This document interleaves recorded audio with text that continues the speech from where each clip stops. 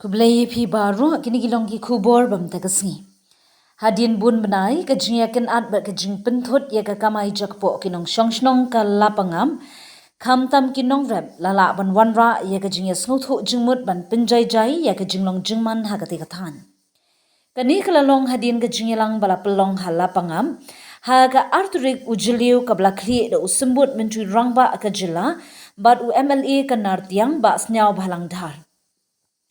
Hagani Gajialang Layadan Ringkat U Additional Chief Secretary Shri Sampat Kumar IAS U Commissioner and Secretary Home Shri CVD Dingdo IAS U CM ka GHADC Ba Thombor Shiwan U Deputy Commissioner ka West Giant Hills Shri Avinash Sharma IAS But U Superintendent of Police Shri Jakpal Singh Dhanau. Na kaliang gador bar shnong lapangam lami khmat da uwa he shnong ba di lingdo ringkat ber udoloi ke ilaka Shiliang Mentang na kaliang ki Karbi Anglong lawani shimbenta u MP ke Karbi Anglong Shri Amar Singh Teso u CM ke Karbi Anglong Autonomous Council Dr. Tuliram Ronghang. Ki nong mi khmat ke Karbi Students Association berkinong shongshnong ketapan habakran hadin ke jingelang. Uba snyau bhalang dar ula ong ba kajing ikran kalalong ka baseso bat baro arliang kila menjur ban penne ya ka syongsuk syongsan. Ula ong ba kathong ba hakmat kalong ban ailat ki nong rep ka lapangam ban let syaki hali berki jaka rep jongki klempen win.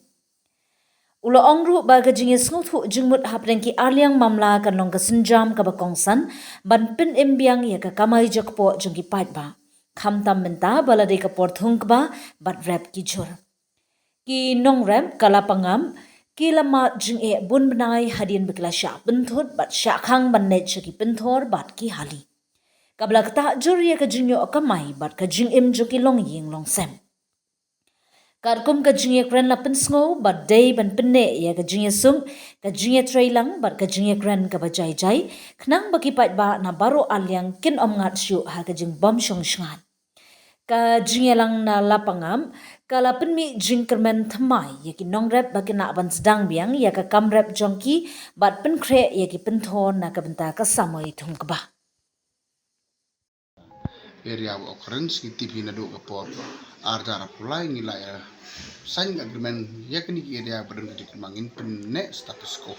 temani kedon kejikan habakut par ya monjor lang por arlengi tolum kumta tim thung su onu dang handai to yi jor ki chim la bantu daga ji su tho lang ba kila pangab ru la bantu ki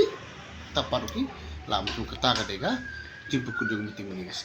Phi yakren mahabude ber kejingdon jengki bor pulit hakti ka jaka katam ben problem dah ki asam ki la ban bo ipor pulit